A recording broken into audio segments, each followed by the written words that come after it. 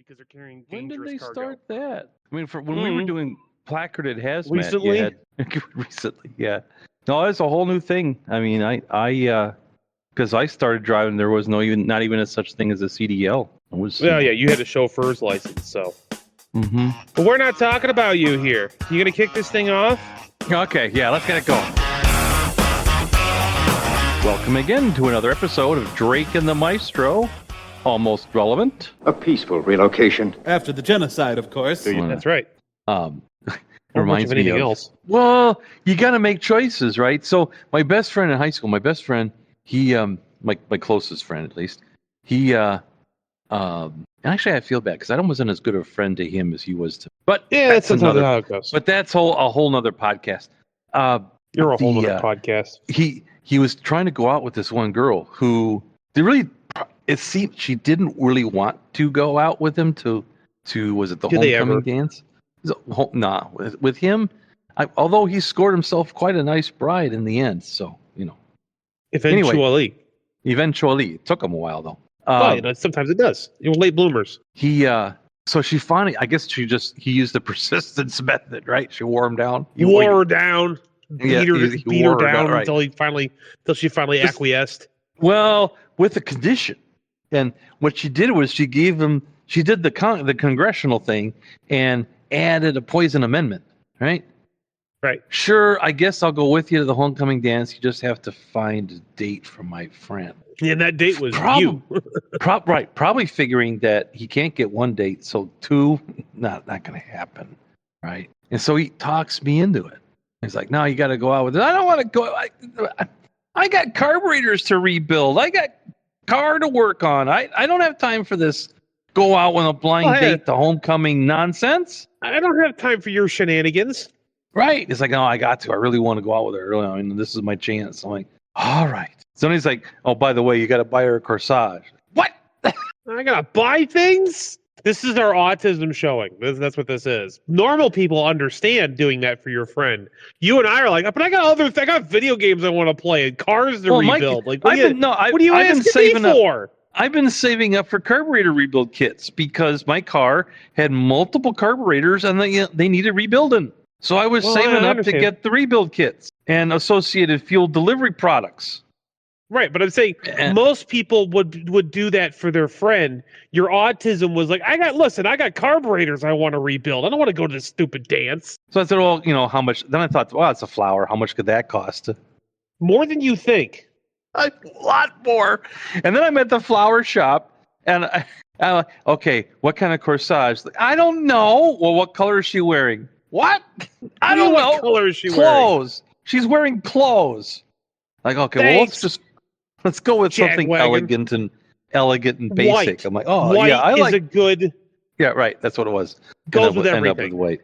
And yeah, it's like a white like chrysanthemum or something like that. Yeah, you don't something want like rose, that. Or orchid with baby's breath. Right, something nice, but not romantic. Because a rose is romantic. You don't want to get a rose. You want it's a gateway flower. Right. It could go either way. Is a blind date. This is a blind date, so I'm going to give you something nice so that you don't feel disrespected. But I'm not giving you a rose because I don't know you that well. Right. A rose is what you give to your prom date when you are dating that person already. Oh, right. And it's a foregone conclusion you're going to prom together. And I was there as well, but later on. But in this case, so they're showing me the flowers, and it's like, oh, these are all our pin-ons. I'm like, what now? What a pin-on? What? Well, yeah, you pin them on the dress. Your suit. No, for your dress. You pin them on the dress, right? Oh yeah, because I grew up in the women wear them on their wrist like a bracelet. Well, right. No, right. Because you don't want to ruin the dress. Well, the whole pinning thing, right? I got to pin on the chest. And I started sweating, because of sweaty hands. No, I'm nervous. Like, well, what else you got? What else you got? It's like, well, we have the wrist ones. I'm like, oh, thank God. Oh my goodness. Woo! Almost had physical contact there. That would have been way too much. Well, I've been way too much of a commitment, at least. Oof. Because you don't know if you're going to end up with like Garlax the Destroyer. Yes, that's right. So, but then he's like, well, but these are a little more expensive. Oh man! Oh, come on! Give it to me anyway. I'll pay for the convenience. No, you know what? It's worth it because putting on. I can just imagine like a Jerry Lee Lewis moment where I'm like, trying to do the pinning of the thing and then trying to, and then we just my luck shaking. We just my luck to stick the pin through the wrong, you pin the wrong thing. Right, and then that's end a up whole sticking thing. It straight through. Right, and then we're talking about piercings that we don't want, and right. So give me the thing, and then I'm looking at the price. I'm like, I ain't getting no carburetors. That ain't happening. I got to hit the reset button on. Boy, I hope he appreciates. I hope this works out for him because, oof, it ain't gonna work. It ain't working out for my carburetors. But then this florist was mercenary. Like, well, of course you want the matching boutonniere. I'm like, what the heck is a boutonniere? It's like, oh, well, it's a smaller version of her corsage that you wear on your lapel. I'm like, you of course want that. Like, not necessarily. So I rejected the boutonniere pressure and paid for the wrist corsage instead, and didn't buy carburetor for several months. So I'm sure every time my friend's like, why is this car bucking and smoking? Because I couldn't rebuild the carburetor. Because of you. So it turned out to be the date from hell. The for girls him or were out. you? Well, certainly for him, because actually for me, had I wanted to capitalize on it, it worked out pretty well. I got stalked for a month afterwards. That's right, because you came out, you showed up and were interesting. Well, as I am, I was a messed up kid, but I was interesting, that's for sure. Oh, I didn't say you weren't messed up. I just said you were interesting.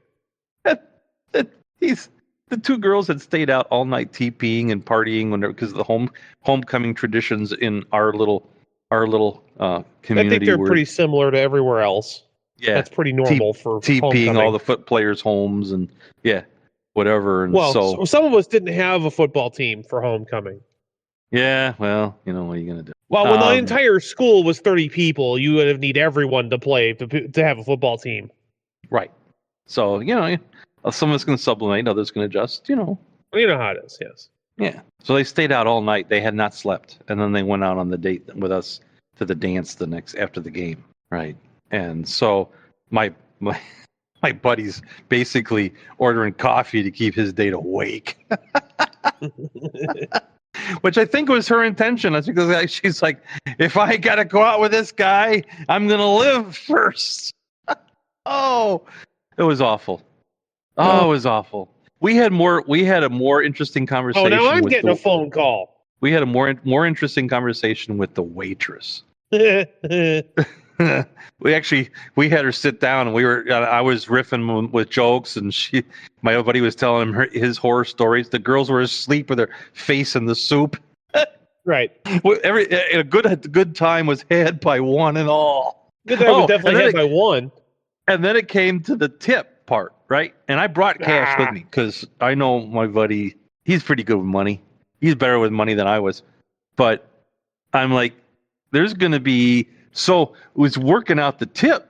He's like, okay, 15%. I'm like, well, no, this waitress, because that's what we called him back then. It wasn't a server. She was the waitress. Well, and it was actually servers just become the gender neutral because there's also a lot of men that do it now. And it was a more upscale restaurant too, right? So yes.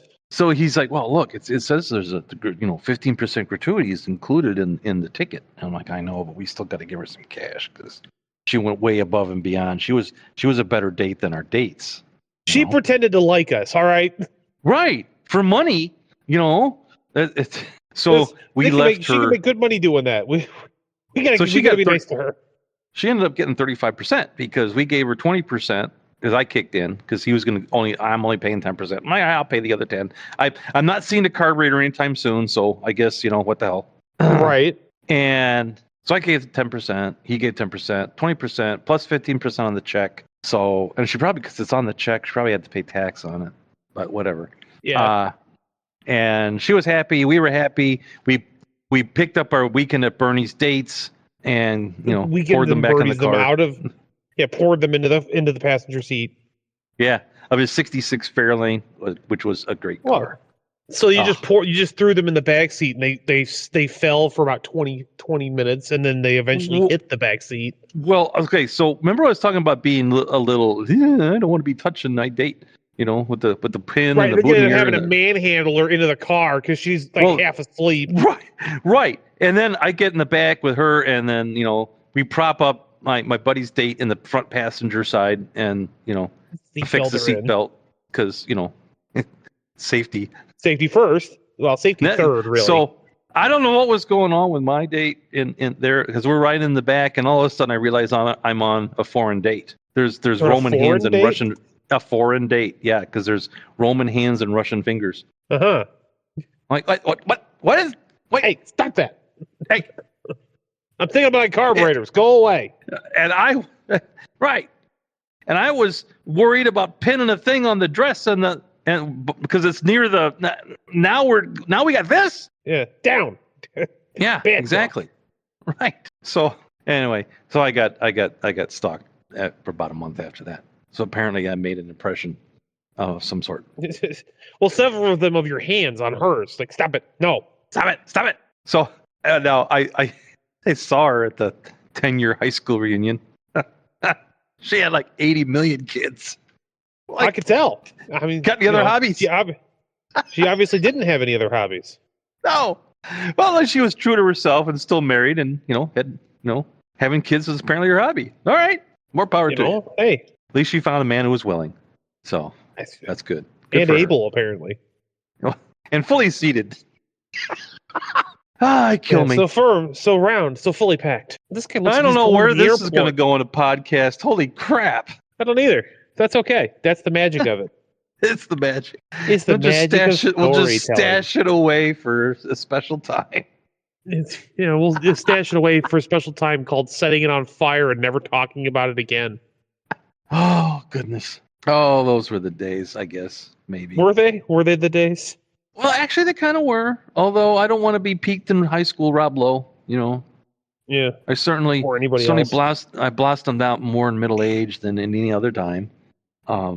It just took me the decades previous to middle age to get unspun from all the spinning up as a young man. So, I've also come away with a new perspective on old people, right? Because I am one now, and that is that it's part of the problem with being old, is that you've had all this time to gain all this experience, and then everything when you can finally put it to use, everything starts breaking down. You realize what a moron you were earlier on. You've gained wisdom, knowledge. Yes, it is totally wasted on the young. You've gained wisdom, knowledge. You need the youth to build the wisdom and the knowledge, because if you don't have the youth to build the wisdom and the knowledge, you won't be able to impart it on a generation that's younger than you later down the road, who will then ignore you because you're the old man and shut up, old man, I don't want to listen to you. See how that works? I see. I saw what you did there. That's the circle of life. It was like one of my atheist friends was telling me, it's like, it's always trying to pull out these arbitrary excuses or rationales why there can't be a God, or how there's something wrong with people or something like this. Well, if you look at animals, there's definitely something wrong with people. Well, if you look at animals, they grow up really fast and they're able to survive on their own rather quickly. Whereas for people, a child's development almost arrests for a period of time, and then they finally grow up. I'm like, you haven't raised any children, have you? Meanwhile, he's got 2 or 3, or forget how many he's got. And he's like, that's not true. Yeah. Children are constantly growing and learning and whatever. They're not if you're a slave to your job and never really interact with your kids. Well, you don't notice it. And I said, that's not an argument for there is no God or there is no creator. That isn't, that it's evolution. And, his supposition is that, people took a left turn on the evolutionary tree. And I said, wait, if that was true, then we would have died out. We never would have made it. Right. Because that's evolutionary. It's evolutionarily disadvantageous to have your young be useless for about 14 years. No, but listen, in terms of lifespan versus animals as percent of their lifespan. Oh yeah, we live a way longer time. But yes, if you look at our lives now, certainly people stay, let's just say 20 years old before you're really viable on your own. Versus over a 70-year lifespan, that's a long time not being viable on your own, right? Yeah. Okay. But that is evidence that proves the biblical account of the creation of man and the creation of the world, right? Because initially, just after the fall, people lived almost 1,000 years. Yeah, we did. They were living 800, 900 years, almost 1,000 years old. The oldest man. Methuselah lived to be like 1,000 or 1,200 or something like that. He was, about 1,000 years. Yeah, and so if you're looking at a lifespan of about 900 years, okay, 20 years for development is nothing. It's fine. And that also makes sense why, after 60 plus years myself, I'm just starting to get things figured out after 60 years. Well, I would still be a young man. Yeah. Right? So yeah, it's like the fantasy elves that they're not done being kids until they're like 100 because they live to be 700-800 years old. Yeah. So there. I don't know why I thought of that, but I thought of that. So there you go. And more useless information from the Drake. Yes. Keeper of worthless knowledge.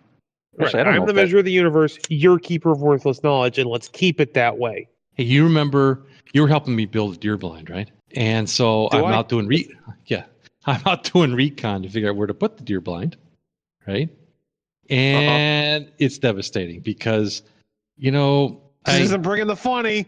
I got a lease from the owner, the buyer of the land to hunt there in perpetuity, right?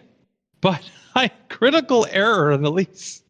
There's nothing in there about the farmer having to preserve the habitat. That's right. You can hunt there all you want. Does not mean there's going to be a place for you to hunt. You're going to be standing in mud, but all right. So I get out there. Knock yourself out. Right. I had it all picked out in my head. It's the same place that I've hunted for years. Then I had it all picked out. I'm going to put the new blind there that we built. And I get out there to do the recon to get it all set up. And the farmer's torn down all the trees. It's nothing but a mud pit. Yeah. It's like, oh. It's like, well, that's okay. Oh, come on. We're on good terms with the neighbors. And or surely since they're retired, they're not hunting it. And it's just adjacent. It's right adjacent to where I used to hunt. So it shouldn't be a big deal. So we called them and asked them if it'd be okay to put a blind there instead. Because it's the same woods. It's just, they're just not. The other side of it. Right. Just the other side. And when I was there scouting, the deer watching me. There's deer just standing having a convention. Hey, what you doing? What taunting? You doing over by there? Taunting even. So I get the call back. Sorry, your grandson's hunting that area now. Like, oh. Wah, wah. Well, at least I know the grandsons, because there were some alternatives I could have used, but if I know someone else is going to be in there hunting, I'm just going to go. We have other parts of the property I'm going to go use. It's just going to be more iffy whether or not I'm going to be in a position to harvest an animal. Because I give my cousins, dibs on the best spots because I want them to have a good hunt. So it's just me taking the leftovers. And I went out to one of our prime locations, and it's primer than ever. So all the farmers are tearing down the tree lines, and so they're all coming in and hanging out in our 18 acres of woods. And so I go to where one of our tower stands is, and there's deer not just deer sign, there's deer. I go there, and it's like, they're like, hey, how's it going? I'm like, you guys are still here? It's like, oh, yeah, it's a great place. We love hanging out here. See you in a month. It's to see. No, we won't see you in a month. Right. It's like, that's exactly right. Nothing. They're going to clock out like Bugs Bunny. They're going to clock out and head somewhere else. I'd like to know where they go.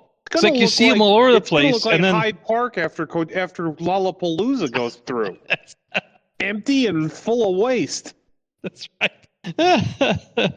So we'll see how that goes. We'll see. If nothing else, I get to sit in the woods for a few days and enjoy nature. Maybe it'll do you good. It might come back with a whole new attitude. Or maybe Speaking you of won't an- come back at all. Speaking of an we can only attitude, hope. you get a call this morning. Well, Uh-oh. yeah, as you know, your grandma, my mother, is in assisted living, and let me just say about assisted living. Did she try escaping again? No. Oh, okay. It was. Can you bring $20 down here for your mother? Oh, what? Now you're finally getting the reverse phone calls. You used to call your parents for money. Now they're calling you for money. It was wait a minute, hold on. Like, you can bring $20 down for your mom. Like, what's going on?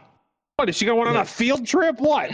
Well, and she has some, and she's got a credit card. Wouldn't leave her there cashless, but limited amount so that it doesn't get inappropriately apportioned, if you will. Yeah, strategically acquired and moved to another location. Yeah. So I mean, she's got her credit card. She can go. She does it. She goes shopping and stuff, and we take her. Going to the dollar stores, and she gets things and whatever. It's not like she's destitute. It's just we try to set things up for success, not failure. Right. And so I'm like, well, okay, this is a weird call. Tell me more.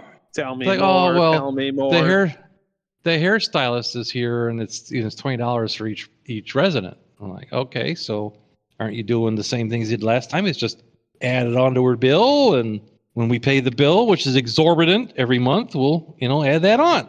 Oh no, this stylist is a subcontractor, and they want cash. I'm like, well, it's good to want things. Yeah. So here's the deal. I'm not spending $20 to drive $20 over there. That's just not happening. So you can use Venmo. I'm not using Venmo. I have enough trouble with the Wendy's app. I ain't using Venmo. This. Yeah. So Venmo these nuts. So I said either add it to her bill, which we pay every month, or give you the person's name and address and where to mail the check, and we'll mail a check for $20. So then it was like, oh, geez. Put the phone down, it's like, she finally comes back, gives me the address. I'm just okay. You couldn't let people know ahead of time that this was necessary so we could plan for it, You couldn't do that? No. I can't believe you've made me do something. Yeah. I don't know where that voice came from. Assisted living is a racket too. You get this closet to live in. It's better than a nursing home, but it's still not by much. No, and they make it sound like it's this great. Which it's better, but the biggest qualm I have is the cost. We could rent mom a house for less than we're paying for assisted living, and but it's all the other stuff that comes with it. Well, that's what they say, but all that other stuff that quote comes with it. Let's change that. All the other stuff is available at an extra cost. So every time they interact with her, it's an extra cost. Every time they do anything special, extra cost. And then if they have too many interactions, they raise the baseline monthly charge. Oh, you're at a level 3 now. You're level 4 now. But then they just keep charging you all the extra charges anyway. Correct. So then what's the different levels for? Right. That's what I'm saying. Have one or the other. That's like me buying one of the premium subscription on one of my video games, and them going, "Okay, cool, thanks."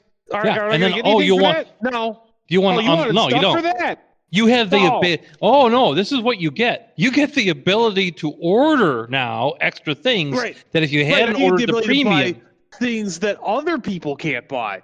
Right. Oh, that's right. I didn't. Oh no, no. You know what? No. Also, no. No. I would be better. It would be much better if they would have either these are your different levels of care. This is the cost. It would be cheaper for you. This is the number of interactions that you could have, and the things that will. It would be cheaper for you to put grandma on a cruise boat and just send her off. Well, I couldn't see her as much, but sure. But it'd be cheaper. The problem is, then she comes back with all kinds of stories. That's true. It's the only nice there thing are is, people first that of all, do we that. tried. There are people that are of retirement age, like 50, like 55, 65, 75, that go and they've done the math, and it's cheaper to just live on a cruise, different cruise ships month after month, than to go to a retirement home. Oh, clearly. Oh, yeah, it would be. Absolutely right. That's absolutely Everything's right. taken care of. You get to travel around the world. You get as much swimming as you can handle. Depending on the cruise ship, there's as much as alcohol as you can drink. Oh, you're talking me into it here. For me. There's activities. Oh, please do. Please do. I'll come with you. I'll make sure you get to see the ocean personally. Ooh. I haven't been keel hauled in a long time. Could be fun. Nice one. Ooh, the bottom of the boat. Yay! Hey! Hey, where's the glass part? It's supposed to be glass bottom. Hey, I was supposed to see the Air Force while I was down here.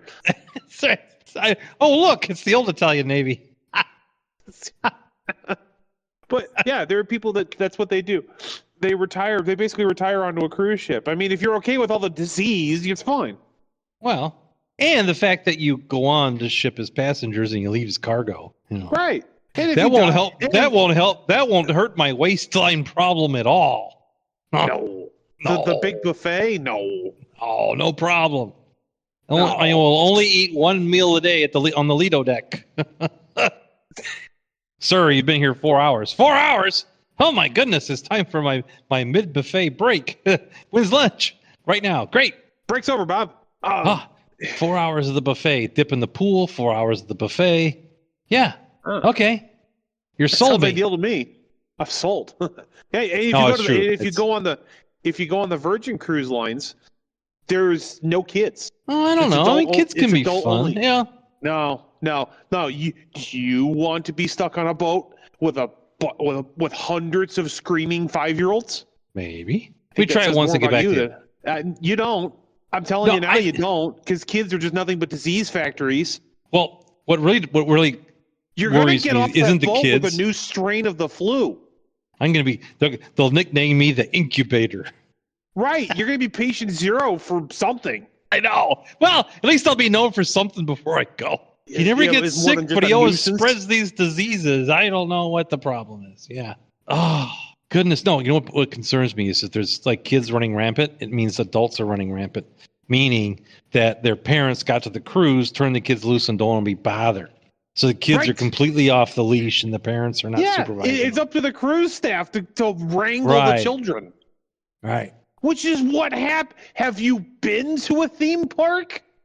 No, I avoid them. Right. Most cruise ships are just theme parks on the ocean. That's why you got to go for the adult-only cruises. Yes. And go the Alaskan ones where you can go see Alaska. Right. You can go to those. You could do the heavy metal cruises that they do, which is adults only because of the music. Yes. Yeah. You could do the Virgin adults only cruises. You can do all kinds. There's a whole market for people like me that don't want to deal with children. I'll have to look into that. That could be fun. No, I don't know. I'm too entrenched in my little hamlet here. In your cave? In my cave. You could just entrench yourself into another cave in the cruise boat. Maybe if you're a real good boy, the captain will let you tug the horn. Set myself up in the forecastle. Right. The tramp steamer. Right. See, brought that right back around. We're going to bring that right back around. And speaking, it's probably a good time to say, so long. Adios. Yeah, farewell. Bring this thing to it. Bring this thing back to port. Yes. Yeah, park it. So thanks for everybody listening. Hope you enjoyed the safety tips.